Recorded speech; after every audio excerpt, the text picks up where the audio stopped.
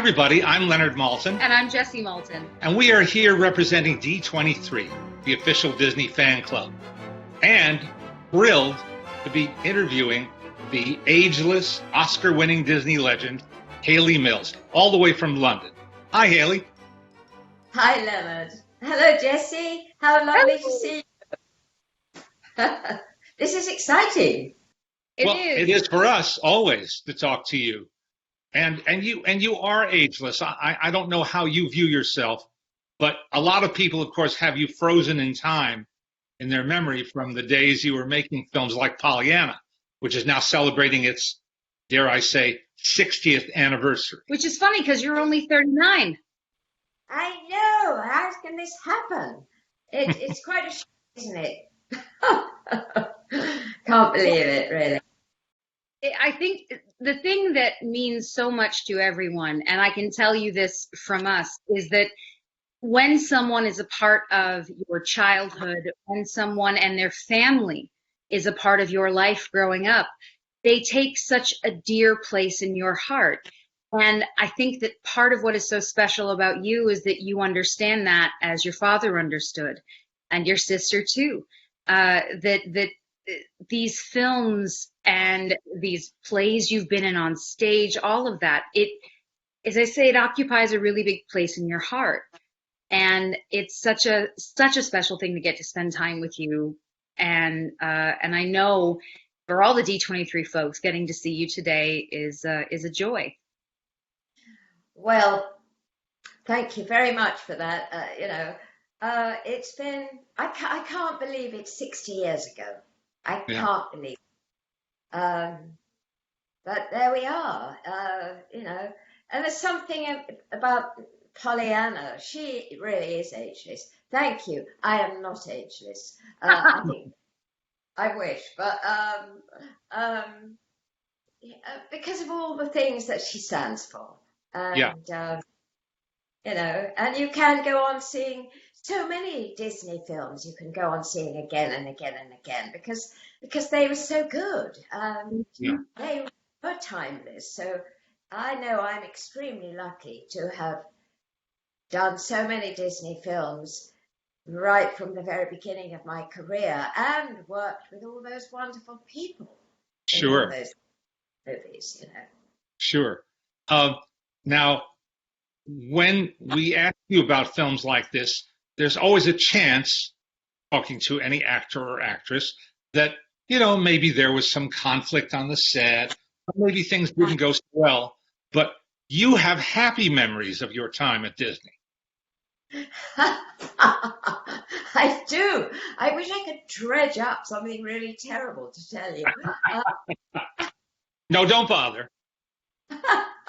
I'll give me some time. But most of the time, yes, very, very happy memories. I mean, I think possibly the first day shooting Pollyanna was a bit gnarly because it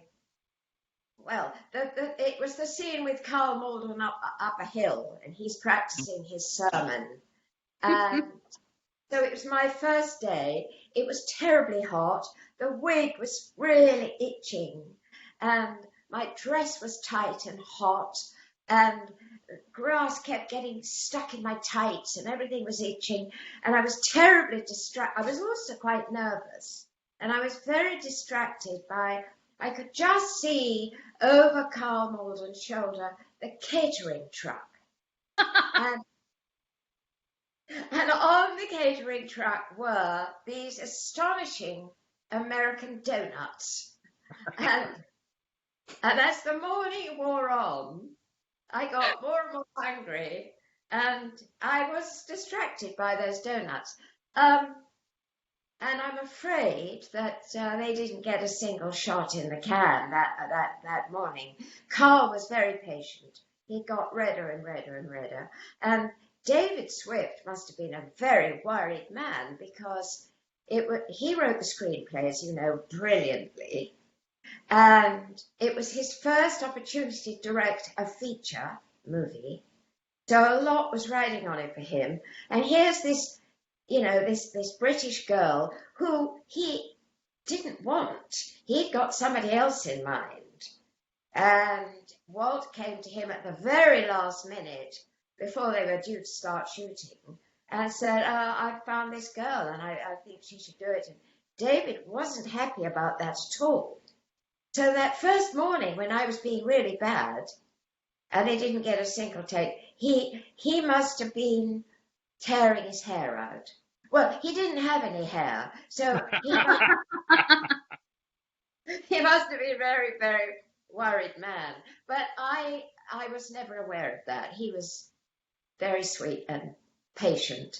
And my father took me off in the lunch hour and sat me down under a tree and said, "What is the matter?" And I said, I don't know. Why? What's the matter? Nothing's the matter. And he said, "Well, do you know what you are?" And I said, "No, what?" He said, "You are like a great big white cabbage." And I said, "Oh, right." I knew exactly what a big white cabbage was. It meant that I was being boring. So do stop me if I'm being boring now, won't you? Just say cabbage. Anyway, so I got the message and I realized that I had to, pull my finger out, as they say. And so after lunch and a number of donuts, I went back and then the afternoon it all worked. But it was a very slow, sticky start. Mm. You clearly remember those donuts. I do remember them. Yes, they were. Yeah. Every time I interview a British actor to this day who comes and works here in Hollywood for the first time, I ask, what is the fundamental difference between working in the UK and working here? Craft services. The answer is always the same, the food. Yes, I know. It was a shock for me. It was absolutely wonderful. Everything. Oh, all that American food. And there's cakes, like 3 layers of cakes. Bob's Big Boy hamburgers. And oh, fantastic. Yes, I know. Delicious. Now, when you say that you made these films for Disney, people are still making films for Disney and right. TV shows for Disney all the time. But you worked very directly for Walt Disney, not just yes. for the company, but for him. What were your first impressions of him? What a darling. I adored him, actually. I first met him at the Dorchester Hotel. He had the suite called the Harlequin Suite, and I went with my parents and my brother Jonathan, and we'd been given a small white Pekingese puppy by Vivian Lee. She had been given it by Laurence Olivier, her husband, at the time. And they just moved into a beautiful apartment in Mayfair with the most wonderful lime green carpets. And this Pekingese puppy had peed all over the lime green carpets. And that was too much for her. She was in a play in London and she couldn't handle it. So she gave the puppy to us. And when we had this message that Walt Disney wanted to meet me, I think it was a stroke of genius that my mother said, "Take the puppy." So we all sat in the taxi with the puppy and got covered in white fur. And so we arrived at the Dorchester Hotel and up in the lift. And there, outside the door of the Harlequin Suite, and actually on the door of the suite was a little plaque with a picture of a dancing harlequin, and I've always associated that with Walt. And then there he was. He opened the door, and we all stared at him with our mouths open because there was Walt Disney. And we went in, and we had a really wonderful meeting, playing with the puppy on the carpet and rushing with magazines when it looked like she was going to pee on the door. He was a dog lover too. Yes, of course, yes. Yeah. So it was a very nice, easy introduction, you know. And he was a very, very easy man to be with, to talk to, and love, quite honestly. He really was. And of course, the studio was so small when I first went there, and Walt wandered around and was very much in evidence, you know. Later, when I went back and I did a couple of sequels to The Parent Trap, it was so odd that he wasn't there, and the head of the studio, the heads were, nobody saw them, you know. It was a very different atmosphere. Right. Yeah. Was he around a lot during filming? Yes, he was. He was. He would, you know, you just finish doing a scene and you'd look up and there he was, you know, behind the lights. He just loved being on the floor where it was all going on, because he loved actors, he loved the process, he loved everything. And he'd sometimes come with Lily, with his wife Lily, and you could always hear her when she came on the set, because she was wearing this incredible bracelet with you know, I think it's 32 or 33 little miniature golden Oscars for all the Oscars that he won. He gave her a little replica, and the noise was deafening. Isn't it? It's so funny as a kid what you pick up on, because a grown-up may not think anything of it, but a kid remembering the sound of a bracelet like that, exactly what it was. It's so special. It's so special. Yes, that's right. She was. And then whatever doubts David Swift may have had, you dispelled them pretty quickly, I guess. And because the two of you got on famously, ultimately, and then worked together again on The Parent Trap. Yes, exactly. Yes, he was wonderful, David, and very, very good writer. I think he saved Pollyanna, because it is a very kind of, if you're not careful, it's quite a schmaltzy bit saccharine story. In fact, he said he really had a tough time writing the script, and he was worried that the audience were going to puke in their seats. But actually, there's something very, you know, she's quite a feisty little thing, and he brought that out, David, and he was a lovely man. He was very warm, and he had a great sense of humor. He was sweet, you know. As a child, the director for me was in the back of my mind the one I wanted to please. Of course. You know, I wanted him to come around the camera at the end of the scene with a big smile on his face, not, you know. No cabbage conversation. Yeah, so he was lovely. I was very, very lucky to work with him, those two movies, yeah. Just a side note to my daughter, I can now die happy having had Hayley Mills say the word schmaltzy. Right, fair. I can do better than that. Oh boy. See, this is the thing people don't know. She is a troublemaker. It's what I like so much about you. But what was it like coming out to the studio, coming from the UK to Burbank, California?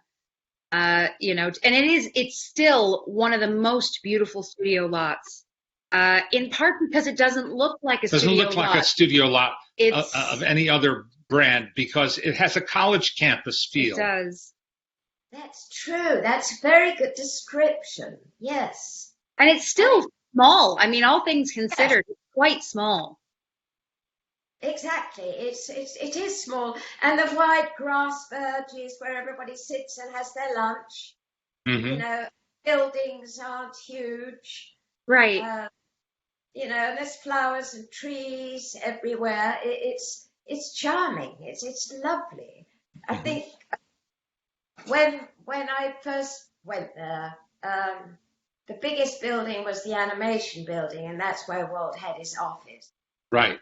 Mm-hmm. Yeah. Which, of course, you know, they've put back together again. Yes. Oh, I know.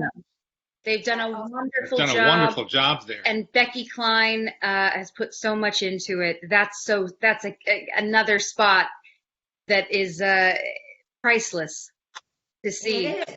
Yes, yes. Down Now, to the, you know. Yes, no, every detail, the Christmas cards, the photos of the family, because I think it also drives home that family was so important to him, and that you became his family, and he looked at you in a way that was very paternal and loving. You know, this is why Walt Disney was Walt Disney, and nobody else could be him. He cared for you, and I think that gave you confidence. Yeah, he did. He did. And he kind of, you know, took the whole family, really, embraced us all. And he and my parents became very good friends. Now, the cast of Pollyanna is quite extraordinary. But I wonder if you had any sense of who some of the people were, like Carl Malden or Jane Wyman or Adolphe Menjou or any of the many stellar co-stars that you had. Well, I did up to a point because remember, Leonard, you know, that my parents were old pros. Oh, sure. Oh, yeah. You got a puppy from Vivian Leigh and Laurence Olivier. That's really all you have to say. Exactly. So yes, I did, and I certainly knew about Carl Malden and the wonderful films that he'd done, you know, on the waterfront, and Academy Award winners, and Jane Wyman. I was impressed. I definitely was impressed. But they were such lovely people, and you know, children in films do get looked after. I think people like working with kids. I mean, they say, "Oh, never work with animals and children," but actually, I think people enjoy the day of working with kids and animals. It lifts their energy, and everybody on that film, they were all fantastic. I mean, Agnes Moorehead was so sweet and funny and wry. I loved her. I loved Nancy Olsen. She was, you know, pretty and funny, and we chatted and giggled like friends. And Kevin Corcoran as well, Moochie. He was, you know, he was great fun. He told me the facts of life.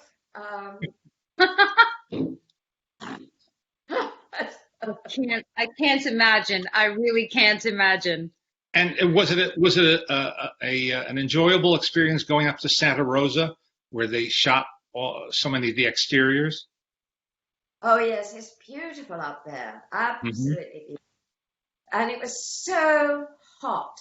I mean, you're used to it, you Californians, but no, we're not. But go ahead. It was I think it was 110 when we were up there. Ouch. You know, not much cooler in the shade, lots of poison oak and things like that. But it was beautiful. It was with all that lichen hanging from the trees, you know, and there's this wonderful old lady who owned the house that was Aunt Polly's house. And she was 95 or 97 or something like that. And I loved her. I got on very well with her. She'd just broken her hip and was in a wheelchair. You know, it was a wonderful movie to do. How great to start, you know, my career with a film like that, with actors like that. It certainly, it set the bar for me very high. Hayley, what do you think was the most enjoyable or unusual piece of movie magic that you participated in? Uh, I'm going to guess. I don't mean to lead the witness, but I'm going to guess it was playing opposite yourself in The Parent Trap. And how long did it take people to find out it was you times 2? How long did they say, do you have an identical twin? Do people still think that you have an identical twin somewhere? It was a very interesting process, and split screen was in its infancy then. Yeah. So sophisticated now, you really cannot tell now. No. But then it was quite sort of basic, where they literally just film one side of the screen at a time. And I had a wonderful photographic double. She was an actress, her name's Susan Henning, and so she would play the other, Sharon or Susan or Sharon, and that was fun because she was an actress and she was a good actress. What was probably not fun for her is that, when we were in scenes together, sometimes they would film over her shoulder onto me, or the two of us together, and she would find a way of hiding her face so we could walk past the camera. But, to be on the safe side, they made her wear a rubber replica of my nose. And this poor girl had spent the entire day with this rubber nose, which was not very comfortable. And when we were dressed completely alike, the wigs, the whole thing, in the lunch break, we used to go out to the hamburger joint, Bob's Big Boy, which is still there. It sure is. Pretend to be real twins, which was such fun. It was much more fun for me than it was for Susan, because she had to try and eat a hamburger breathing through that nose.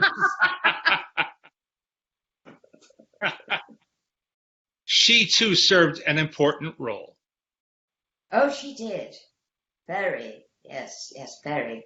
And I think it must have been quite galling at times because she was an actress and could never get her face in the camera. But then she got her own back on me because a few years later she was a dancer, beautiful long legs, and she dated Elvis Presley. Oh my! And I was madly in love with Elvis Presley. So yeah, she got it sorted in the end. You worked with some people who could accurately be called legends. People like Maurice Chevalier and Burl Ives, and other Oscar-winning actors and stars. Did any of them leave a lasting impression on you? Absolutely. Maureen OHara Mm-hmm. in The Parent Trap, my goodness, what a beautiful woman and a darling she was. She had such a great joie de vivre and just, I don't know, one of those people who just loved life, and laughed a great deal and didn't really take things. I mean, she took her work very, very seriously. She didn't take her great beauty terribly seriously. She seemed to just kind of accept it, She didn't spend hours looking at herself in the mirror or anything like that. And she was very down to earth. She was an Irish lass. She was down to earth about the business, and so she was an influence on me, definitely. It was fantastic for me because I really, I just had to learn my lines and not bump into the furniture. You have these amazing, talented stars, and they carried the picture. I just had to, do what I had to do, and of course it was so clever because, like particularly with the Parent Trap, a reviewer said words to the effect of, there are enough gags in it to keep all the kids screaming with laughter, and really clever dialogue that would keep the parents interested. And David was very clever at getting that balance, which is a Disney talent. Absolutely. Anyway. Yes. And they also hold up. That is exactly what you're saying is exactly why. You can still watch those films and laugh and be charmed, and it's because they're well done. They're not just thrown together like here. A kid doesn't care. Just give them anything. No, there's real thought and care behind and quality, it. Quality. Yes. Even just with those casts, as you say, casting those people as opposed to just picking anybody at all. They wanted the best. Yes. No, and you know how involved Walt was. He was right there, and those storyboards up in his office. It was every shot, long shots, over the shoulder, close-ups, everything, even down to expressions, which I found a bit worrying. That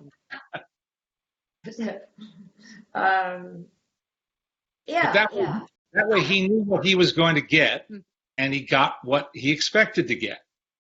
Yes, he did. Yes. Yeah, exactly. Speaking of expectations, one last point we haven't touched on. Could you have ever anticipated you would become a recording artist? No. With a hit record, to say the least. Yes, I know. There's no understanding taste, is there? No, I say very discerning public out there. I know it's extraordinary. I don't know if you've ever. I made an album, and I recorded the album in an afternoon. So, and Let's Get Together it wasn't an afternoon, it was a whole day. I'm going to be honest here. But, no, I think Let's Get Together was such a clever song, and it worked in the film so well. And because the film, because people loved the movie and it made them laugh. And of course, it was a very current. The timing was interesting with the Parent Trap, but so the song was popular on the back of the film. It wouldn't. I don't think it would have. And I'm sure Richard would agree with me. Well, maybe not, but I don't think it would have been such a big hit without in the context of the movie. I think you, in true British form, don't give yourself enough credit. You're saying that in these movies, you just had to not bump into furniture. For these albums, you just had to sing for a day and it sort of worked and it came together. No, young lady, it is you. It is you. People enjoy watching you. That's why they still love it. That's why we're doing something for D23, because Disney fans especially love you. So just take it. Don't make me tell you twice. She's quite a feisty girl, your Jessie, isn't she? Yes, she is. Well, she learned from watching you. That's right. Pollyanna is not just the glad girl; she's feisty too. Yeah, she is. Yeah, and actually, that game of hers is a very, very sensible way of living your life. Mm-hmm. Looking at the the best of things. Always, the glass is half full, not half empty. Basically. Right. Now that's a message that still resonates. Oh, totally. And I think even more today, we're much more aware of everyone talks about mindfulness and being in the moment, hour of now and all that. Things that we all know and we've known for years and years and years. Yeah, it's really important now. Absolutely. How does it feel to be a Disney legend? It means a lot because Disney means a lot. Walt means a lot. My years working with Disney on the lot or other places in the world were wonderful experiences. It represents, a formative years of my life, and it's deeply embedded in my heart. And I was so fortunate to have that start with this wonderful man in this wonderful studios. So it means a great deal. And the fact, that Disney as an organization is so tremendously loyal to all the people that work for it or who have ever walked through their gates. And they don't forget them. They're like the elephant who never forgets. And I really admire that. I appreciate that about them. Walt used to say, he told me once, he said, I want to make films that show people the best in themselves. So when you go to the cinema and you see a Disney film, you feel better about yourself, your own human condition, And so it's a great privilege for me, to have that association with that wonderful man and the studio and the Disney Legend Award is a symbol of that. Well, that's it for today. Hayley, we can't thank you enough for joining us. This wonderful sort of time trip back to your younger days and Pollyanna in particular. It's such a wonderful movie. And be sure to watch Pollyanna on Disney Plus and then use the hashtag @HomeWithD23 to share it with everybody else. That's right. And you can join our Glad Game using hashtag D23GladGame. Well, thank you, everybody, for watching, and especially thanks to Hayley. Thank you, Leonard. Thank you, Jessie. It's been great fun talking to you. Bye, everybody. Bye.